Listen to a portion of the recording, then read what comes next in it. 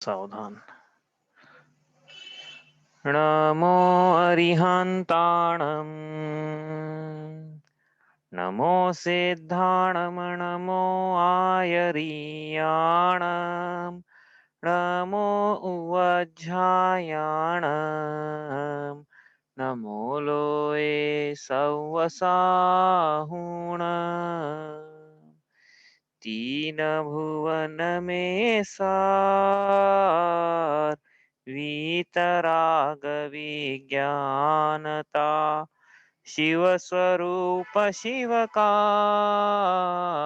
नमः त्रियोग समारिके। परम मांगलिक ग्रंथ हम पढ़ रहे हैं श्री छड़ाला जी।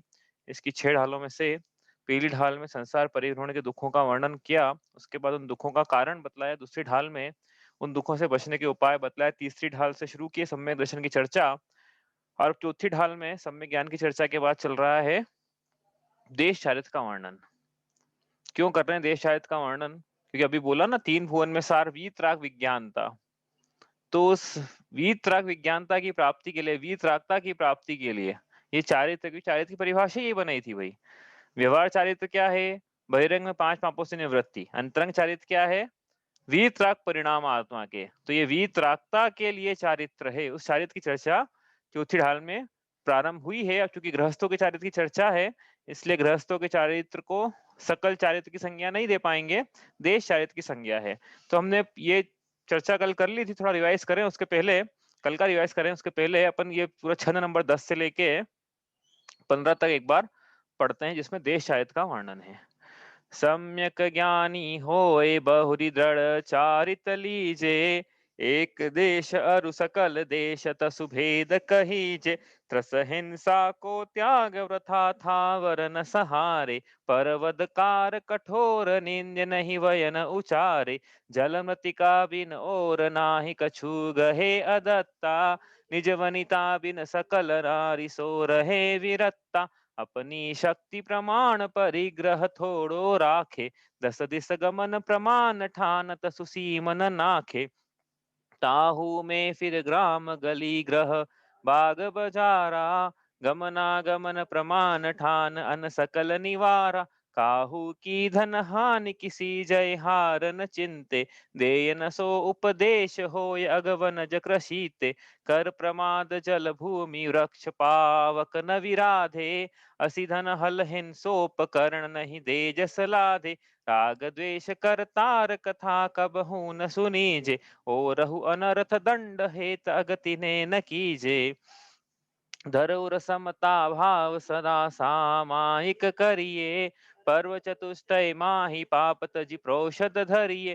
भोग और उपभोग नियम करि ममत निवारे, मुनि को भोजन देय फेर निज करहि आहारे। 12 व्रत के अति चार पन पन न लगावे, मरण समय संन्यास धारत सुदोष न सावे। यो श्रावक व्रत पाल स्वर्ग सोलम उपजावे, तहते चय नर जन्म पाए मुनि है शिव जावे। तो यहाँ से चर्चा है चारित्र की। ये जीव छठी ढाल में क्या करेगा? मुनि दीक्षा अंगीकार करेगा। ये जिस जीव की चर्चा चल रही है, तो उसकी तैयारी शुरू कर दी है इसने, लेकिन गृहस्थ अवस्था से ही। अब वो भले इस भाव में डाले, मुनि दीक्षा ले, या किसी अन्य भाव में ले। यहाँ तो इस भाव में नहीं दिलवा रहे हैं उसको, हो सकता है ऐसी भाव में ले ले, नहीं ले, जिस भाव में लेना उस भाव में ले। तो लेकिन संस्कार, बीजारोपण सम्यक चारित्र का वो हो चुका है यहाँ पर इस ढाल में। तो क्या चर्चा चल रही है यहाँ पे? तो हमने शुरू की थी चर्चा यहाँ पे, बस ज्यादा लंबा रिवाइज नहीं करेंगे, रिवाइज रिवीजन तो अलग से करेंगे हम। लेकिन चारित्र की चर्चा हमने कहाँ से शुरू की थी? इसमें बात की थी कि सम्यक ज्ञान हो गया, सम्यक दर्शन हो गया जीव को, उसका सम्यक ज्ञान का सेवन किया। अब ऐसा करते करते मोक्ष मार्ग की संसार शरीर भोग से विरक्ति के परिणाम पाए जा रहे हैं। सम्यक दृष्टि है ना, इसको इसको आत्मा ही शरण भूत लग रहा है, इसको पापों से भय है। इसलिए अब ये पंच परमेशी जिनको शरण भूत हो, जिनको पापों से भय हो, जिनको संसार शरीर भोगों से उदासीनता के परिणाम हो, जिनके सम्यक दर्शन हो, अब ऐसा जीव मुनि दीक्षा धारण यदि नहीं कर पाए, तो कह रहे हैं कि चलो कोई बात नहीं, मुनि दीक्षा नहीं ले रहे हो, जब तक पुरुषार्थहीनता है तब तक के लिए कम से कम देश चारित्र तो अंगीकार करो। तो ये जीव आगे बढ़ता है मोक्ष मार्ग पे। और अब बहिरंग में 5 पापों का प्रतिज्ञा पूर्वक त्याग करता है, लेकिन पूरा नहीं कर सकता है, एक देश त्याग करता है। इसलिए 5 पापों का प्रतिज्ञा पूर्वक एक देश त्याग करके अणुव्रतों का अंगीकार करता है। तो यहाँ पे हमने चर्चा की थी जब इसकी अणुव्रतों की। इसके पहले क्योंकि चारित्र का वर्णन कहीं आया नहीं था पिछले 3.5 ढालों में, तो यहाँ पे चारित्र का वर्णन भी हमने किया कि कैसे श्रावक जो है, उसके सामान्य श्रावक है, उसके षट आवश्यक है, उसके जीवन में अहिंसा है, अपरिग्रह है, वाणी स्याद्वाद है, अनेकांत है, अनीति, अन्याय, भक्ष का त्याग है, 22 प्रकार के भक्ष का त्याग है और अन्य प्रकार से 5 प्रकार के भक्षों का त्याग है। इसके इस प्रकार से इसकी सामान्य श्रावक की चर्चा पाई जाती है। रात्रि भोजन त्याग है, कंदमूल त्याग है, हाँ, 3 मकार, 5 उदुम्बर उदंबर का त्याग है, सप्त व्यसनों का त्याग है। जो बेसिक अष्टगुण है वो उसके पाए जाते हैं। इस प्रकार से इसकी चर्चा हमने यहाँ से शुरू करी थी। हालाँकि ये चर्चा सीक्वेंस में ठीक नहीं है, क्योंकि इसकी चर्चा तो क्या है कि जीव जो व्रती नहीं भी है, सम्यक दृष्टि नहीं भी है, उसके भी ये सामान्य रूप से पाए जाते हैं। जैन कुल में उत्पन्न हुआ है जीव, तो ये कुल की मर्यादा है। क्या कि अष्टमूल गुण का धारण हो, सप्त व्यसनों का त्यागी हो, अनित्य अन्याय पक्ष का त्यागी हो, 5 प्रकार के अभक्षों का त्यागी हो, 22 प्रकार के अभक्षों का त्यागी हो, उसके जीवन में नित्य देव पूजा, गुरु उपासना, शास्त्र, स्वाध्याय, तप, दान, संयम चले। ये तो क्या है, मिथ्या दृष्टि जैन श्रावक भी है तो भी पाए जाते हैं। लेकिन चूंकि चायत की चर्चा हमने को करनी थी, इसलिए अपन ने यहाँ पे प्रसंग लिया। उसके बाद अब ये जीव सम्यक दर्शन प्राप्त कर, सम्यक ज्ञान प्राप्त किया। इसके बाद अभी आगे बढ़ा, 5 पापों का प्रतिज्ञा पूर्वक एक देश त्याग करके अनुव्रतों का अंगीकार किया। उसकी चर्चा हमने करी। उसके बाद 5 अनुव्रत के साथ हमने देखा कि पहली प्रतिमा की चर्चा है। अब यही श्रावक क्या है, प्रतिमा बढ़ाता है और दूसरी प्रतिमा अंगीकार करता है। दूसरी प्रतिमा अंगीकार करने के लिए ये शल्य रहित होता है और 5 अनुव्रतों का निर्तिचार पालन करता है। पहले हो सकता है सतिचार करे, लेकिन अब दूसरी प्रतिमा में 5 अनुव्रतों का निर्तिचार पालन, निशल्यता और साथ में 7 शील व्रत पाए जाते हैं इसके। मतलब 3 गुण व्रत और 4 शिक्षा व्रत। तो उन 3 गुणों व्रत और 4 शिक्षा व्रत की हमने चर्चा करी। उसके बाद टोटल कितना 12 व्रत हो गए ये, 5 अणुव्रत, 3 गुणव्रत, 4 शिक्षा व्रत, 5 3 8 4 12। ठीक है, 12 व्रतों के अतिचार, यहाँ इस पंक्ति को पढ़ते हैं। अब यहाँ से शुरू करते हैं भाई, ये छंद अपना आज हो जाएगा। तो 12 व्रत के अतिचार मतलब ये 12 व्रत जो हमने नाम लिए जिनके, उनके अतिचार है, व्रतों का एक देश भंग होना, वो 5-5 अतिचार वो नहीं लगाता। निरतिचार पालन करना है ना उसको, सभी व्रतों का। सारे व्रतों के अपन देखा भी फिर की दूसरी प्रतिमा में कैसे कैसे अतिचार लग सकते हैं जो नहीं लगना चाहिए। और फिर यहाँ पे लिखा कि मरण समय संन्यासधार। संन्यास का मतलब श्रावक की चर्चा चल रही है, यहाँ पे हमको लेना सल्लेखना। तो मरण समय सल्लेखना लेना है। कब लेना है सल्लेखना, कब लेना है, लिखा है, टाइम दे दिया उन्होंने। आपको किसी को ये नहीं संशय हो जाए कब लेना चाहिए सल्लेखना, उन्होंने लिखा तो है क्लियर कि मरण समय संन्यास लेना है, मरण समय सन्यास लेना है। तो पता है कैसे पड़ेगा कि मरण समय आ गया है, प्रश्न ये उठता है यहाँ पे, कैसे पता पड़ेगा। तो ये तो क्या है कि जब आयु ही दीर्घ हो चुकी है, तो शरीर अपने आप ही सिग्नल देना शुरू कर देता है। खाना डाइजेस्ट नहीं हो रहा है, या इंद्रियां शिथिल पड़ रही है, निद्रा नहीं आ रही है ठीक से, तो ये क्या है, बॉडी सिग्नल दे रही है कि भाई अब ये क्या, मरण समय की तैयारी कर लो आप। ये तो या तो आयु का क्षय होने वाला हो अपने क्रम के अनुसार, या फिर कब ली जाती है संलेखना, या तो ऐसा कोई रोग लग जाए जिसका प्रतिकार संभव नहीं है, या कोई उपसर्ग आ जाए, या दुर्भिक्ष फैल जाए, महामारी फैल जाए, तो फिर श्रावक सल्लेखना अंगीकार करता है। अब कोई ऐसा यहाँ पे लगे कि भैया यहाँ पे क्या है कि प्रतिकार कर सकते हैं क्या, तो हम कह रहे हैं प्रतिकार कर सकता है तो करे ना। अभी रोग लगा है, प्रतिकार कर सकता है रोग का तो करे, असमय सल्लेखना ना ले, क्योंकि असमय शरीर को सुखाना आसान नहीं रहेगा, कष्टप्रद रहेगा। भैया एक हरा भरा पेड़ है, उसको सूखने में टाइम लगेगा, और एक जर्जर पेड़ है, उसको सूखने में कम टाइम लगेगा। तो हरे भरे पेड़ को सुखाना भी, शरीर को भी क्रश करना है। मान लो यदि कृषाएं भी क्रश हो चुकी है, लेकिन शरीर को क्रश करना आसान थोड़ी कोई हरे भरे शरीर को, हष्ट पुष्ट शरीर को। इसलिए प्रतिकार कर सकता है तो करे, लेकिन ऐसा काल आ जाए कि नहीं कर सकते प्रतिकार, तो फिर तो फिर क्या करना है, तो फिर सल्लेखना धारण करना है। किसी को लगेगा क्यों करना है सल्लेखना, भाई थोड़ा अपन कुछ नहीं करें तो क्या होगा, जो होना है उसको हो जाने दो अपने आप से। तो अपने आप से होने में समस्या ये आएगी कि जो शरीर था, यह धर्म की रक्षा के लिए था। ये शरीर अंगीकार क्यों किया, शरीर मिला ना, ये क्यों मिला है, शरीर धर्म चलाने के लिए मिला है। कल उदाहरण लिया था ना कि मुक्तिपुर पहुंचना है, तो हमने टैक्सी करी। तो टैक्सी क्यों करी कि हमें मुक्तिपुर पहुंचना है। अब टैक्सी खराब पड़ जाए, तो टैक्सी से राग के चक्कर में हम अपना ही डेस्टिनेशन न पहुंच पाए, या अपने भव का ही नाश कर लें, अपनी पर्याय का नाश कर लें, वहां बैठे बैठे अपने समय का नाश कर लें, तो ठीक नहीं है। तो क्या करना चाहिए, टैक्सी बदल लेना चाहिए। तो उसी प्रकार ये शरीर जो है, यह धर्म की प्राप्ति के लिए मिला है। ये शरीर से जीव धर्म धारण करे, लेकिन यदि शरीर के होने से धर्म की प्राप्ति में बाधा आए तो धर्म की रक्षा के लिए यह जीव शरीर बदल लेता है।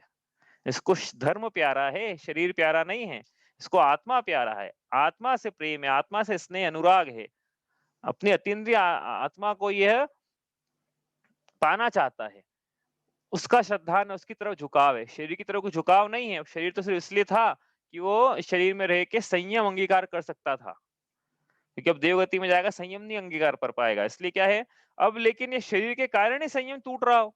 शरीर के कारण व्रत में अतिचार लग रहे हो, अनाचार लग रहे हो। संयम मतलब क्या है, देश शायद को संयम बोला ना यहाँ पे, ये भी संयम है, संयम संयम पांचवा खंड संयम संयम।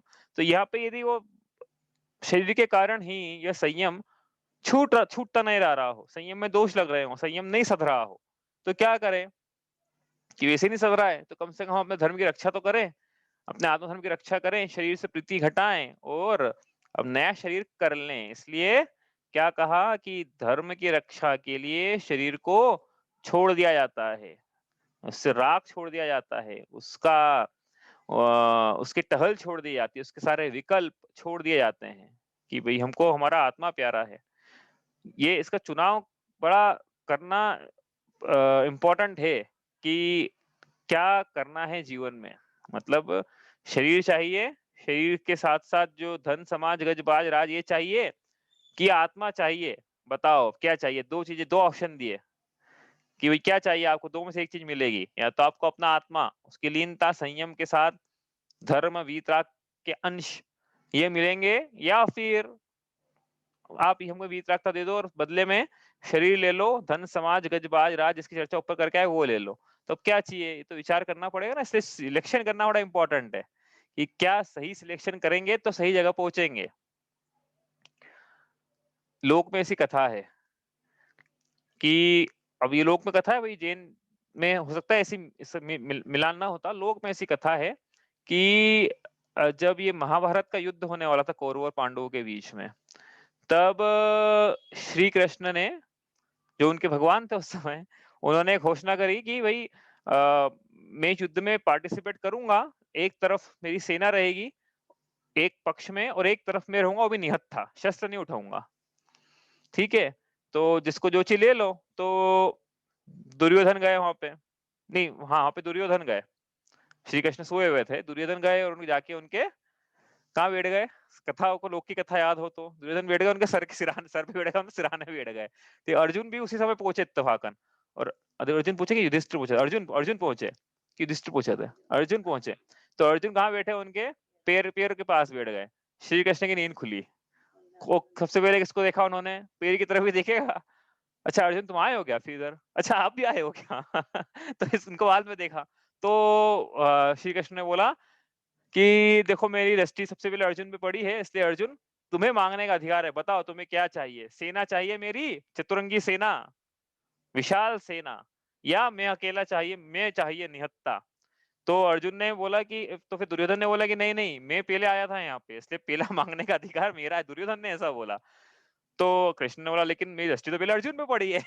तो फिर अर्जुन ने ही बोला कि नहीं आप सही बात है, दुर्योधन की भी थी तो उनको भी बड़े भाई भी थे ना दुर्योधन, और इतना न्याय प्रिय अर्जुन। तो बोले नहीं आप दुर्योधन क्योंकि भ्राता भी हैं मेरे, बड़े भाई भी हैं और पहले भी आए हैं, इसलिए आप पहले मांगने का हक इनको दो। तो दुर्योधन ने क्या मांगा? दुर्योधन ने क्या मांगा? चतुरंगी सेना मांगी। बोले श्री कृष्ण का क्या करेंगे अपन, ये शस्त्र भी नहीं उठाने वाले हैं, चतुरंगी सेना मांग ली। फिर अर्जुन से पूछा क्या, अब पूछने का ऑप्शन क्या रहा, वो तुम ले नहीं। तो अर्जुन ने ले लिया ये क्या श्री कृष्ण आप।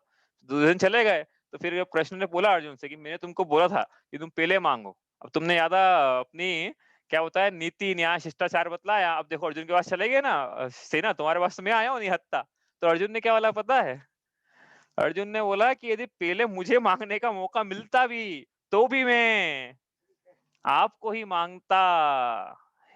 हे भगवान, उनके लिए उस कथा में भगवान है ना वो, कि हे भगवान मुझे यदि मौका मिलेगा, डिसीजन करने का यदि मुझे भी राइट मिलेगा, तो मुझे भगवान प्यारा है, बाकी चतुरंगी सेना मुझे प्यारी नहीं है। उसी प्रकार हे जीव, डिसीजन करने का मौका मिलेगा संलेखना के काल में, तब तुझे क्या प्यारा है, भगवान आत्मा प्यारा है, क्यों चतुरंगी सेना रूपी धन समाज गजबाज राज प्यारा है। श्री कृष्ण के कारण ही महाभारत का युद्ध जीत पाए वो। ये तो उनकी क्या, वो कौरवों के सामने कहाँ लग रहे हैं पांडव। वो तो युद्ध लड़ने के पहले ही हार गए थे। वो तो श्री कृष्ण तो थे, उन्होंने थोड़ा उनको, उनकी कथाओं में भी, वो श्री कृष्ण तो थे, जिसके कारण पांडव युद्ध जीत पाए। नहीं तो यदि भगवान आत्मा अपने साथ में है, तो फिर हम कुछ भी जीत सकते हैं। और यदि ये धन समाज गजराज बाज शरीर आदि के चक्कर में पड़े रहे, तो फिर कर्म रूपी शत्रु हमें परास्त करते ही रहेंगे। इसलिए ढाल है ना, छह ढाल की चौथी ढाल है ये भी, इसमें ढाल लेना है। तो ये आत्म राम की ढाल है, सम्यक ज्ञान की ढाल है, और देश चारित्र की ढाल है। ये ये बचाएगी शत्रुओं से। इसलिए डिसीजन इंपॉर्टेंट है।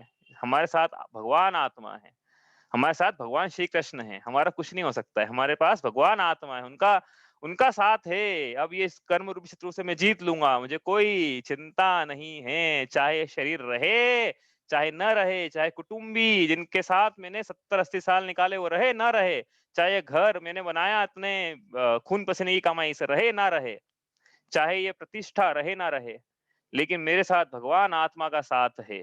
इसलिए मैं कर्म रूपी शत्रुओं को, दुखों को, संसार को हरा दूंगा।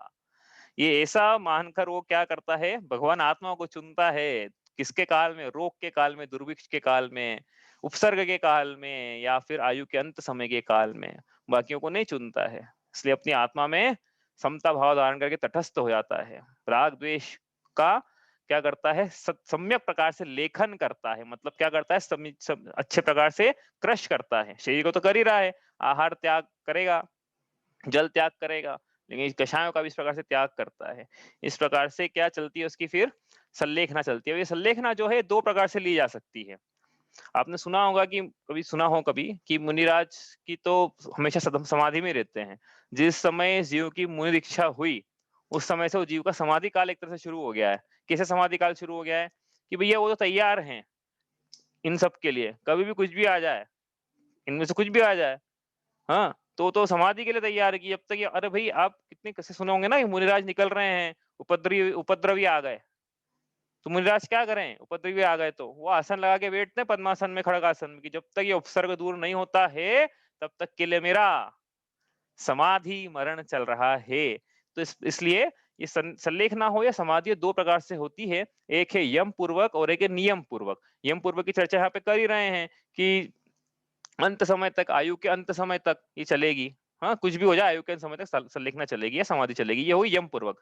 लेकिन नियम पूर्वक क्या है, कोई उपसर्ग आ गया या कोई रोग आ गया, कुछ भी हो जाए, जो कि ऐसा लगता है कि टेम्पररी है, ये थोड़े टाइम बाद इसके नष्ट होने की संभावनाएं हैं। तो उस समय नियम पूर्वक समाधि ली जाती है, संलेखना ली जाती है, कि जब तक ये उपसर्ग दूर नहीं होता है, तब तक के लिए। उपसर्ग दूर हो गया, उसके बाद क्या, उसके बाद कुछ नहीं, वो प्रतिज्ञा उतनी थी बस, वो कि जब तक उपसर्ग चल रहा है तब तक के लिए संलेखना है, तब तक के लिए आहार जल का त्याग है, तब तक के लिए हमने आसन लगाया हुआ है, तब तक के लिए हम शरीर से ममत्व का और राग का, राग बोलना चाहिए यहाँ पे, शरीर से राग का त्याग करते हैं। मतलब शरीर के कोई विकल्प, जब तक के लिए उपसर्ग चलेगा। इस प्रकार से दो प्रकार से है।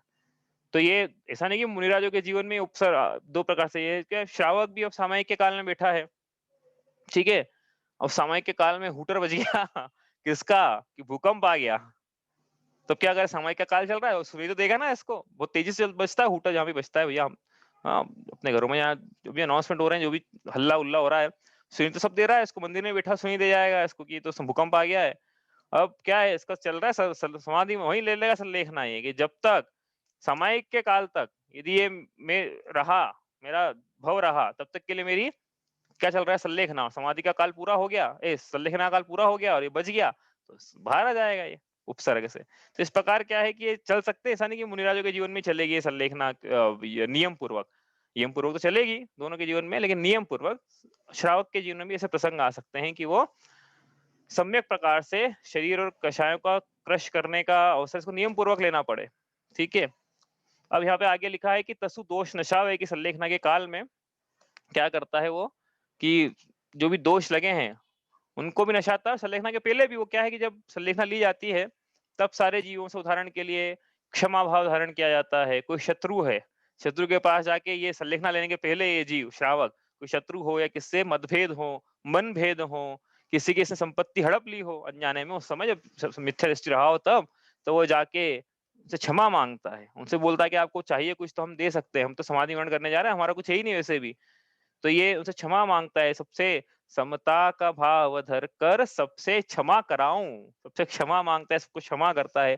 आपने तरुण सागर जी का वीडियो देखा होगा, जब उनकी समाधि लेने वाले थे वो, तो उन्होंने सबसे क्षमा मांगी थी, वो जब मांगी वीडियो देखा मैंने, तब मेरे को समझ में आया कि भैया इनका तो अब तैयारी चल रही है इनकी समाधि की, उन्होंने क्षमा मांगी, मतलब उन्होंने, तब मुझे तब रियलाइज हुआ कि ये तो समाधि होने की तैयारी चल रही है इनकी तो वो सबसे क्षमा करते हैं, सबको क्षमा, सबसे क्षमा मांगते हैं। तो इस प्रकार से यह, इस प्रकार से क्या है ये,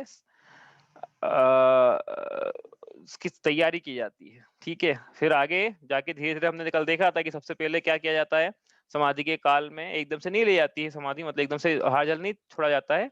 आयु के अंत समय में सबसे पहले क्या किया जाता है, खाद्य पदार्थों का त्याग, फिर पेय पदार्थों में भी सबसे पहले दूध रखा जाता है, फिर दूध का त्याग, फिर छाछ रखी जाती है, छाछ का त्याग, गर्म पानी रखा जाता है उसका त्याग, फिर गर्म पानी भी एक दिन की गैप से, 2 दिन की डिफरेंस से, 3 दिन के अंतराल से, इस प्रकार से लिया जाता है। इस प्रकार से ये शरीर को क्रश करते हुए, कषाय को क्रश करते हुए, इस प्रकार से क्या करता है, सल्लेखना, ऐसा जीवन में अपूर्व अवसर आया है इसके, किस अगर बताया था ना कैसा अपूर्व अवसर था इसके जीवन में, ऐसा अपूर्व अवसर है जो कभी नहीं आया इसके जीवन में पहले, कभी नहीं आया, ऐसा क्यों बोल रहे हैं, क्योंकि आ जाता तो 8 भाव में तो मोक्ष की गारंटी थी, पहली बात तो।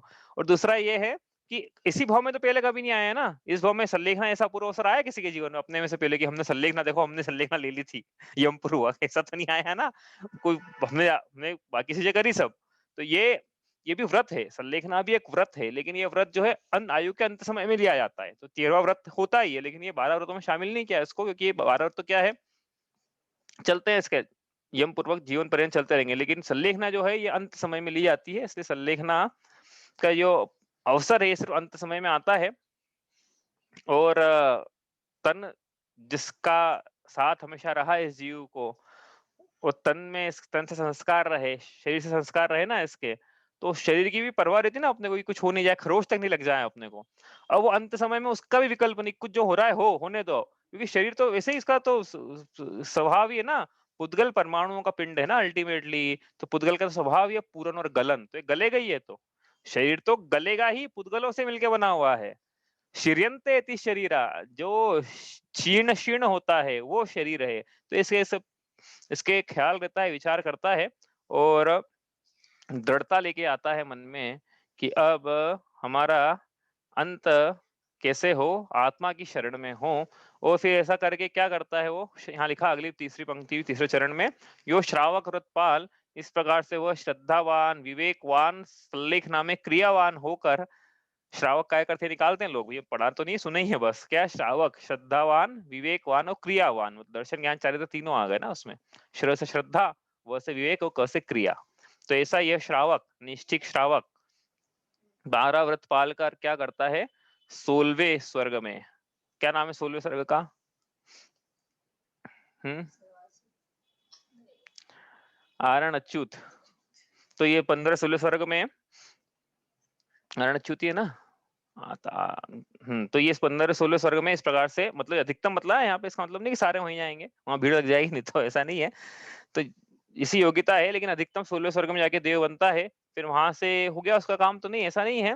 देखो ऐसा है कि हमने पहले बताया था कि धर्म सम्यक दर्शन से या तो अभ्युदय की प्राप्ति या निःश्रेयस की प्राप्ति है, तो उसको निःश्रेयस, क्योंकि मुनि दीक्षा ली नहीं है इसने, इसलिए मोक्ष तो मिलेगा नहीं। निःश्रेयस का मतलब क्या होता है, निःश्रेयस का मतलब होता है तीर्थंकर के ज्ञान कल्याणक, तीर्थंकर का मोक्ष कल्याणक, अरिहंत पने की प्राप्ति और मोक्ष की प्राप्ति, इन चारों पदों की प्राप्ति को होना, इसे निःश्रेयस कहा जाता है।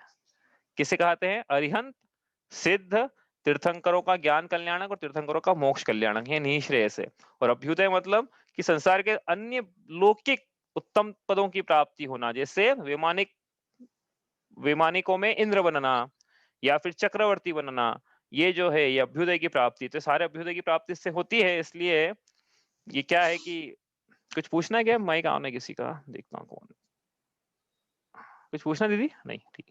तो इस प्रकार से क्या है निःशेष तो मिल नहीं पाएगा अभ्युदय, लेकिन इसको अभ्युदय की प्राप्ति होती है। फिर वहां से क्या हो गया, यही यही था क्या धर्म का फल की? नहीं, वहां पे भी सम्यक दर्शन को धारण करे हुए रहता है या जो भी रहता है इसका, लेकिन सम्यक दर्शन को धारण किया हुआ है तो श्रेष्ठ है। फिर वहां से ये आयु का, जो भी आयु उत्तम आयु ली थी उसने, उसका ये क्षय करता है। फिर कर्म भूमि में, मध्य लोक में, धाई द्वीप में, कर्म भूमि में मनुष्य बनकर फिर जन्म लेता है और फिर वहां से मुनि दीक्षा लेके फिर मोक्ष जाता है। इस प्रकार से मोक्ष कैसे जाता है, प्रश्न ये उठा। मुनि दीक्षा कैसे लेता है, ये प्रश्न उठा, क्योंकि भाई ये लूप तो हो गया ना यहाँ पे कि ऊपर नीचे लूप चल रहा है, ऊपर ऊपर नीचे ऊपर नीचे ऊपर नीचे। तो अब ये ऊपर नीचे से सीधे ऊपर ऊर्ध्वलोक में कैसे जाएगा? तो वो ये लूप बाईपास करना पड़ेगा उसका, श्रावक से आगे बढ़ना पड़ेगा, मतलब मुनि दीक्षा धारण करना पड़ेगी। तो मुनि दीक्षा कैसे ली जाती है, श्रावक क्या भावना भाता है? देखो, मुनि दीक्षा लेने के लिए ना बड़ा स्ट्रॉन्ग पुश चाहिए। संसार से बहुत से यद्यपि जीव विरक्त हो, लेकिन फिर भी इसके इतना सामर्थ्य नहीं हो, इतना पुरुषार्थ नहीं हो, पंचम काल हो या चतुर्थ काल की, ये मुनि दीक्षा ले ही ले। तो मुनि दीक्षा किन किस प्रकार से ली जाती है, किन भावना का चिंतन करते हुए, क्या किस प्रकार से विरक्ति आती है, उसका वर्णन पांचवी ढाल में आएगा। जहां ऐसा लिखा है कि मुनि सकल व्रति बड़ भागी भव भोगंते वैरागी, ये पांचवी ढाल की पहली पंक्ति है। तो वहां से हम पांचवी ढाल शुरू करेंगे। तो इस प्रकार से यह इसका वर्णन हुआ है। किसका? देश चारित्र का वर्णन इस प्रकार से इसमें हुआ है। अब इसमें एक चीज रह गई थी, वो करते हैं। क्या चीज रह गई थी? रोला मतलब क्या होता है? ठीक है, तो रोला मतलब क्या होता है वो अपन ज्यादा नहीं देखेंगे, शॉर्ट में देखते हैं कि रोला मतलब छंद कैसे। आपको आ तो क्या है कैसे करते हैं अपन, बस एक शॉर्ट में कि रोला छंद लिखते कैसे हैं। ये देखो, स्क्रीन शेयर करता हूँ। देखो इसमें क्या है, रोला में जैसे सोठा हुआ करता था, जैसे सोठा था वैसा ही ये रोला है। हाँ, 13, तो सोठा में क्या था? 11 13 11 13 था। तो वैसे इसमें भी 11 13 11 13 चलता है। ठीक है, लेकिन फिर अंतर क्या है? तो अंतर जैसे वहां पे गुरु लघु आता था, वैसे यहाँ नहीं आता गुरु लघु। जैसे वहां पे आता था विषम चरणों में गुरु और लघु आया करता था, इसमें विषम चरणों में गुरु लघु आने का कोई कंपल्शन नहीं है। ठीक है, और भी इसमें थोड़ा सा अंतर है। तो अपन वो देखते हैं कि क्या कैसे मात्रा काउंट करते हैं इसके। ठीक है, तो क्या आना चाहिए अपने को मात्रा में? 11 13 11 13 आना चाहिए। तो ये भी यहाँ से यहाँ तक एक रोला है, यहाँ से यहाँ तक दूसरा रोला है। ठीक है ना? 4 चरण है, मतलब 2 रोले लिखे हुए हैं उसमें।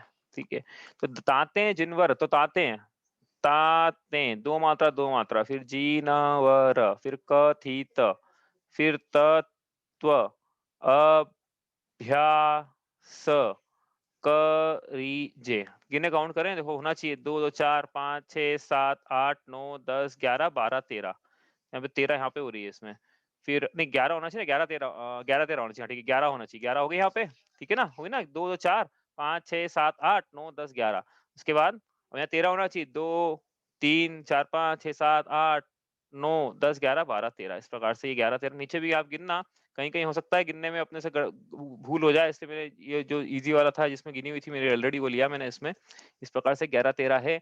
आप आगे वो ढूंढना, कहीं कम ज्यादा हो सकता है, हो तो आगे पीछे वो करके एडजस्ट करना पड़ेगी उसको थोड़ा सा। लेकिन स्टैंडर्ड ये है कि रोला जो है उसमें 11 13 मात्राएं होती हैं। तो इस प्रकार से दोहा हुआ था एक दिन। आज शुरू शुरू में सबसे पहले दोहा किया था अपन ने, स्टार्टिंग में पहली क्लास में।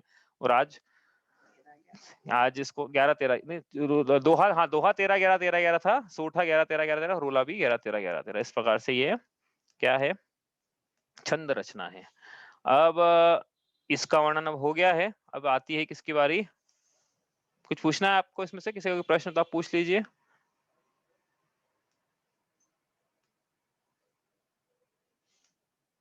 क्योंकि प्रश्न रह गए थे मतलब बीच में कहीं कहीं। नहीं है, चलो ठीक, बढ़िया। पूछ हो तो आप पूछ लो भैया, कोई कुछ रह गया हो, आपको कुछ कंफ्यूजन रह गया हो। तो अपन ने इसमें देखा कि पहली प्रतिमा कैसे अंगीकार की जाती है, दूसरी प्रतिमा कैसे अंगीकार की जाती है, उसमें क्या क्या रहता है। मतलब ये एक क्रक्स एक लाइन में ये था इसका, कि जीव को पहली या दूसरी प्रतिमा लेना है तो वो किन किन बातों का ध्यान रखते हुए, किस प्रकार से व्रतों में क्या क्या होता है, किस प्रकार से ध्यान रखते हुए ली जाती है। ठीक है, अब ये हुआ वर्णन किसका? सम्यक दर्शन का, सम्यक ज्ञान का, और 12 व्रतों का और सल्लेखना का। ठीक है, अब ये चतुर्धालियां संपन्न हुई है। अब इसके बाद अपन करेंगे रिवीजन। ठीक है, रिवीजन करेंगे पहले छंद से लेके वापस 15वें छंद तक। उस रिवीजन के पहले लेकिन आपको पेपर देना है ओपन बुक का। तो ओपन बुक का पेपर आपको आज नहीं तो मैक्सिमम कल तक मिल जाएगा। बहुत ईज़ी पेपर है। यदि थोड़ा-सा भी आपने इसमें थोड़ा-सा भी सिंसियरली थोड़ा-सा अभ्यास किया है, मतलब जितना पढ़ सकते हैं हम, उसका 80% भी समझ में आया हो, 10% भी रिटेन रह गया हो, याद रह गया हो, तो पेपर लिखना बड़ा आसान है और ओपन बुक तो बहुत ही आसान है, इसलिए सब जने पेपर ज़रूर देना। पेपर बिल्कुल बहुत आसान रहेगा, ओपन बुक तो बहुत आसान रहेगा, ठीक है? और जैसा ओपन बुक रहेगा लगभग-लगभग वैसा ही क्लोज़ बुक पे आता है, तो आपको पता ही पड़ गया होगा अब तक। हमने बोला नहीं था आज तक, आज बोल दिया कि जैसा-जैसा ओपन बुक है, वैसा-वैसा लगभग-लगभग प्लस-माइनस में 10-20% ऊपर का डिफरेंस रहता है, वैसा-वैसे क्लोज़ बुक भी आता है, ठीक है? तो आप ओपन बुक ज़रूर देना, बहुत आसानी से वो हो जाएगा, ठीक है? तो ये आज कल में मैं भेज दूँगा, उसके बाद अपन रिवीजन करेंगे। अब इसमें एक चीज़ रह गई है, वो चीज़ क्या है? याद है किसी को क्या रह गया इसमें? हाँ? हाँ, हाँ, हाँ, वो सामयिक नहीं था, वो सामयिक प्रतिमा थी। तो तीसरी प्रतिमा से लेके 11वीं प्रतिमा तक का वर्णन इसमें रह गया है, तो अपन क्या है रिवीजन के साथ में ले लेंगे, ताकि अपने को क्या है आपको पेपर मिल जाएगा, पेपर करते रहना साथ में, ये भी वर्णन चलता रहेगा, ठीक है? तो ये करते रहेंगे। अब आजकल में पेपर मिल जाएगा, मेरे ख्याल से अपन रखेंगे इसको करने के लिए 1 हफ्ता सफिशिएंट रहेगा, 1 हफ्ता 7 या 8 दिन मतलब, ठीक है? उसके बाद फिर क्लोज़ बुक रहेगा, इसके बीच में रिवीजन चलता रहेगा अपना, ठीक है? लेकिन आपको देना ज़रूर है, पहली चीज़। दूसरी चीज़ ये है कि अब थोड़े दिन तक कक्षा अपनी नहीं रहेगी, आपको क्या करना है रिवाइज़ करना है, आपको याद करना है। अच्छे से आप याद कर लो, 5 या 6 तारीख तक डेडलाइन रहेगी, इसके पेपर आज दे दिया तो 4 तारीख नहीं तो 5 तारीख तक डेडलाइन रहेगी इसकी, और आपको करना है। उसके बाद अब अगली कक्षा कब लगेगी वो मैं आपको अलग से बता दूँगा, लेकिन अगली कम से कम मंगलवार तक तो एक कक्षा नहीं रहेगी, फिर बुधवार से हो सकता है अपन वापस से शुरू करें, पीरियड हाल से रिवीजन करेंगे, लेकिन वो जो पेपर है वो बुधवार या गुरुवार, ओपन की डेडलाइन बुधवार या गुरुवार रहेगी, ठीक है? उसमें आपको पेपर दे देना है ये। इसके बाद फिर अपन क्लोज़ बुक का पेपर भी आपको दे दूँगा, साथ में रिवीजन रिवीजन करते रहना। इसके बाद फिर अपन शुरू करेंगे क्या? 5वीं ढाल, उसके बाद 6ठी ढाल। अब क्या है ये 5वीं ढाल जो है ना, 5वीं ढाल आप लोगों को हो सकता है बहुत से लोगों को याद हो। और समझना भी इसमें कुछ ऐसा गूढ़ विषय नहीं आने वाला है। ठीक है? ऐसा विषय आएगा कि जिनको करना नहीं योग का ऐसा अपन ने विषय खोले, अपन ने पहली ढाल और तीसरी ढाल या दूसरी ढाल में। चौथी ढाल में चारित्र की विषय परिभाषाएँ बहुत सारी याद करी अपन ने। ऐसा कुछ नहीं आने वाला है 5वीं ढाल में। तो 5वीं ढाल 12 भावना की रहेगी, बहुत ईज़ी है लेकिन बड़ा मार्मिक चित्रण आने वाला है उसका संसार का, इस प्रकार से रहेगा और ये 12 भावना समझ के अन्य 12 भावना भी समझ में मतलब आती होंगी सबको, बाकी और अच्छे से समझ में आएँगी। तो ये 5वीं ढाल, उसके बाद 6ठी ढाल में मुनि दीक्षा का वर्णन है। 28 मूल गुणों का, उसके बाद स्वरूपाचरण, किस प्रकार से मूल इच्छा लेके क्या किया जाता है वास्तव में उसका वर्णन आएगा, इस प्रकार से छठाला की पूरी रूपरेखा रहेगी। ठीक है, इतना ही करते हैं आज। एक चीज पूछना थी। कहीं एक किताब में मतलब कहीं-कहीं ये प्रोष्ठोपवास शिक्षागत का कुछ दूसरा नाम लिखा है। अदृष्टमृष्ट अपन ने ये पढ़ा है अदृष्टमृष्ट, कहीं लिखा है अप्रत्यवेक्षित अप्रमार्जित। हाँ, वो नहीं, जो अतिचार है ना, अप्रत्यमेक और अप्रमार्जित, ये सूत्र जी में ऐसा ही हाँ। लिखा हुआ है। तो सूत्र जी में अच्छा। मतलब सत्वार सूत्र में और रत्नाकर शावकाचार्य जी में कहीं-कहीं डिफरेंस है, लेकिन जो आप बोल रहे हो ना, वो इसमें गर्भित है। वो दोनों जो है अदृष्टमृष्ट, अच्छा, मीनिंग दोनों का सेम ही है। तो हाँ। अदृष्टमृष्ट मतलब अप्रत्यवेक्षित अप्रमार्जित। हाँ, सही। तो अच्छा। इसमें शब्द भेद है, अर्थ भेद नहीं है दोनों में, ठीक है? और कहीं-कहीं और लेकिन अस्मरण मतलब स्मृति हर जगह वही लिखा है। अस्मरण का नाम भी कुछ अलग लिखा है, स्मृति अनुपस्थान। हाँ, तो वो जहाँ-जहाँ मैपिंग हो सकती है, वहाँ तो मैपिंग करी हुई है, लेकिन कहीं-कहीं एकदम अलग भी है। जैसे सल्लेखना में अपन ने कल पढ़ा था ना, कि एक जगह भय लिखा हुआ है, रत्नाकर शावकाचार्य जी में अतिचार में भय लिखा हुआ है। वहीं सत्वार सूत्र में भय की जगह पूर्व पूर्व भोग स्मरण लिखा हुआ है। तो जहाँ-जहाँ डिफरेंस है वहाँ है, और जहाँ-जहाँ शब्द भेद है, वहाँ शब्द भेद है, अर्थ भेद नहीं है। कहीं-कहीं लेकिन अर्थ भेद भी है। तो हमने यहाँ जो पढ़ा है वो रत्नाकर शावकाचार्य जी के अनुसार पढ़ा है। अब सूत्र जी पढ़ेंगे तो उसमें हो सकता है थोड़ा-सा, क्योंकि रत्नाकर शावकाचार्य से इसलिए क्योंकि श्रावकाचार्य का ग्रंथ था ना वो।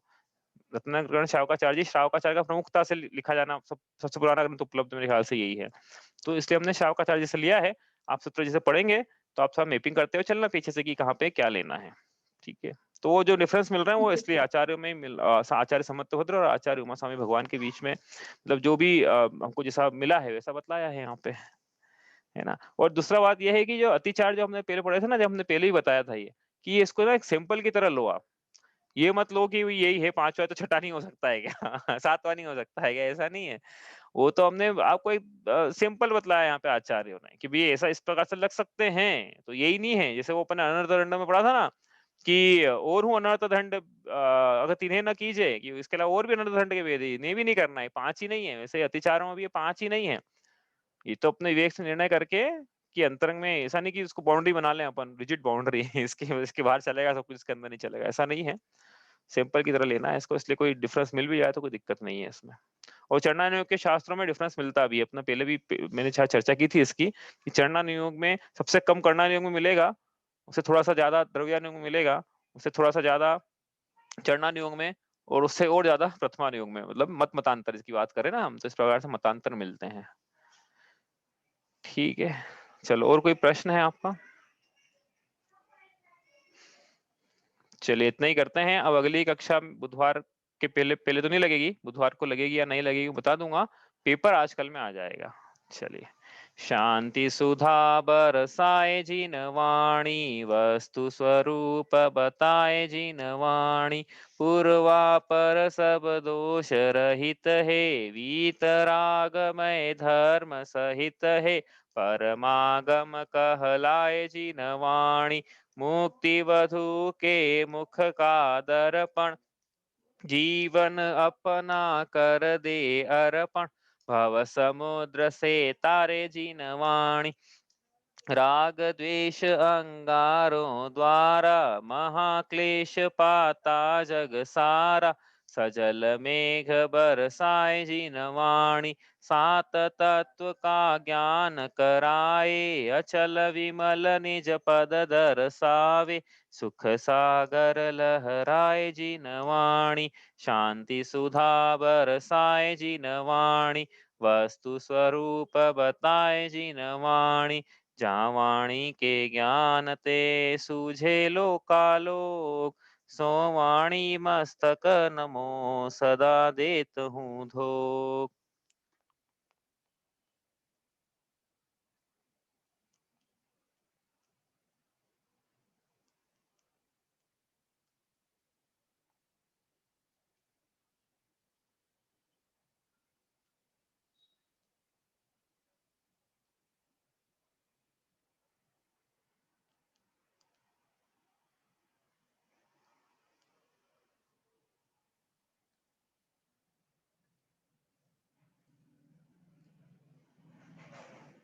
जय जिनेन्द्र। जय जिनेन्द्र। जय जिनेन्द्र।